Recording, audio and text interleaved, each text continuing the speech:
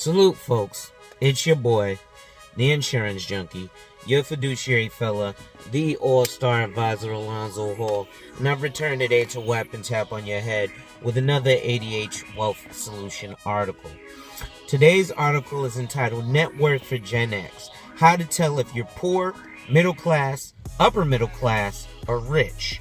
A May 7th, 2024 article from Yahoo Finance. And here it is right here. Normally I do these, smoke and talk articles live, but it's late at night today, and it's only like 11 or 10:30 at night, but I didn't feel like going live, so I decided to do a pre-record. I'm still going to do my regular thing.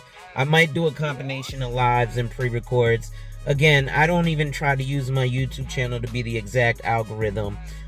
Before I go in, ladies and gentlemen, make sure you hit that like, drop a comment, subscribe, hit that notification bell so you're made aware every time I release new content. And as always, share.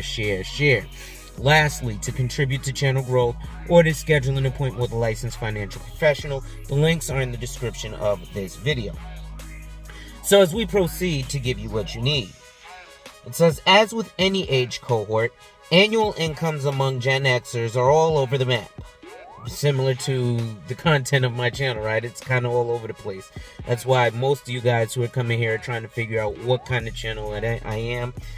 Like I said, I'm a little bit of an everything channel. Yes, I'm a financial advisor.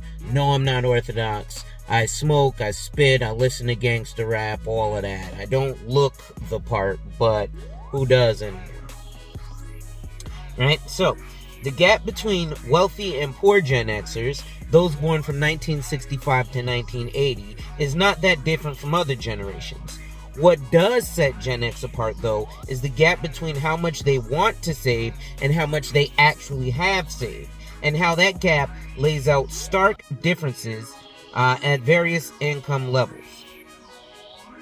So according to Schroders 2023 retirement survey, non-retired Gen Xers believe it will take more than $1.11 million in savings to retire comfortably. Yet they expect to have only $661,013 saved. The gap of $451,170 is higher than the gaps reported by both millennials and baby boomers.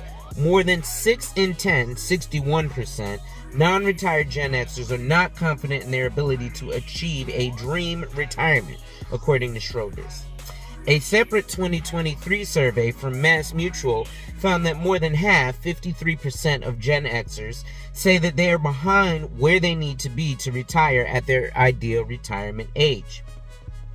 Most people are far from where they need to be at retirement age. A lot of people feel comfortable because they've got, $400,000 in their 401k, so when they retire at 65, they'll be fine, only to find out that 401k pays out what's called period certain, meaning, we'll pay you for a specified period of time. So with $400,000, we can estimate to give you $40,000 a year for 10 years. It's a certain finite, definite period of time.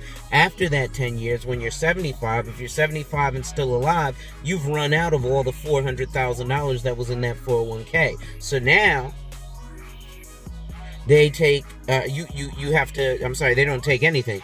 You have to take yourself and go back to work at Walmart checking receipts because you didn't have sufficient amount for retirement. So, it's not that all Gen Xers are struggling to meet their savings goal. The median net worth of Americans between ages 45 and 54 is $247,000, according to a report from The Motley Fool that cited Federal Reserve data. Those between the ages 55 and 64 have a median net worth of $364,000. One thing those figures tell you is that a lot of Gen Xers are worth much more than the median, and a lot are worth much less. And mind you, $364,000 is not $1,000 a day when there's 365 days in a year. To get an idea, and if you think about retirement, right, because there's 3 stages in retirement. Ask about a CRC, Certified Retirement Counselor, right? So there's 3 stages in retirement. There's the go-go stage in retirement, and that's where you're going to spend probably $1,000 a day because you're freshly retired. It's like when you graduate high school. If you graduate high school and don't go fresh off to college, you're like, oh my God, I got all this free time and stuff to do.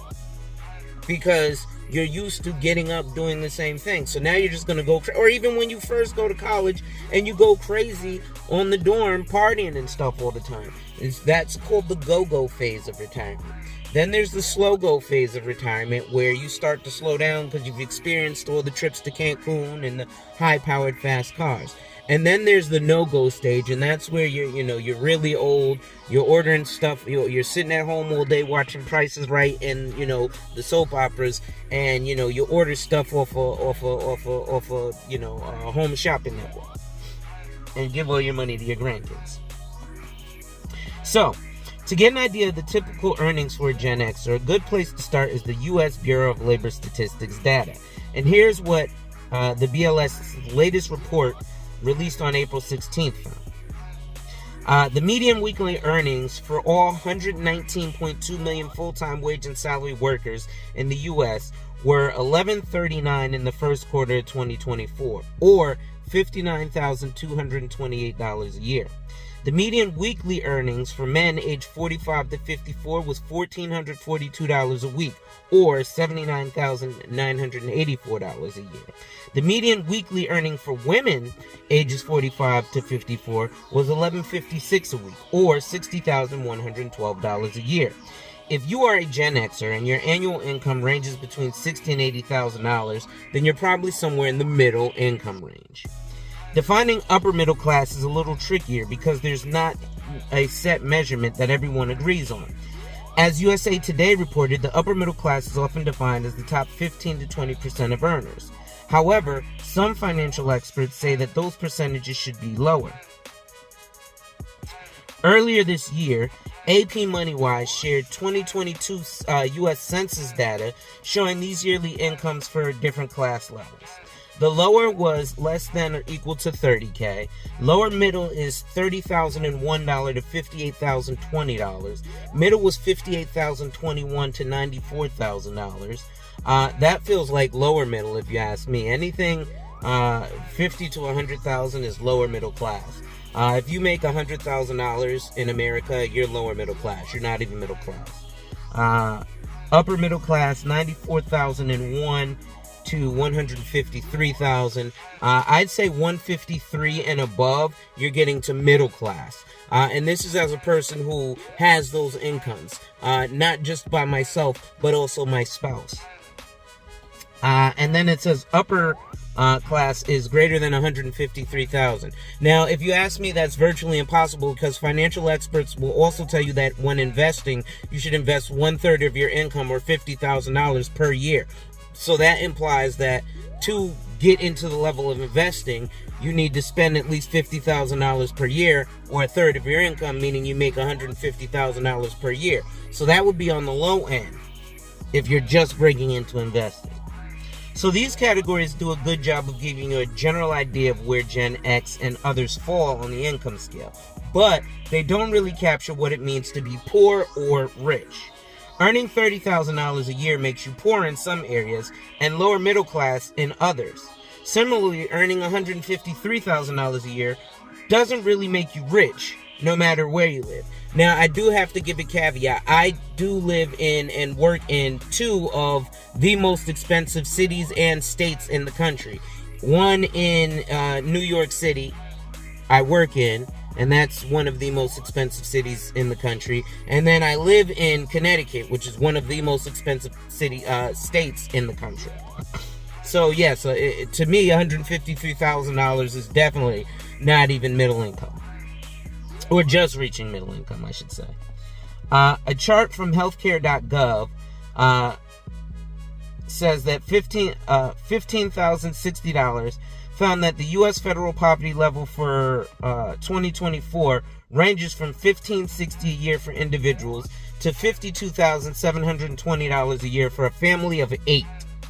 For a family of 2, the yearly income threshold is $20,440 a year. For a family of 4, the threshold is $31,200.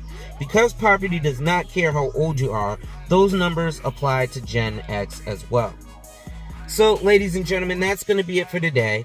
Make sure you hit that like, drop a comment, subscribe, and hit that notification bell so you're made aware every time I release new content. And as always, share, share, share. Lastly, to contribute to channel growth or to schedule an appointment with a licensed financial professional, the links are in the description of this video. With that being said, ladies and gentlemen, wipe ass, work in progress every day and see success. Wipe ass, work in progress every day and see success. Wipe ass, work in progress every day and see success. And remember, folks, when people challenge you, they don't challenge you to challenge you, but they challenge you to challenge you. Accept the challenge. Salute.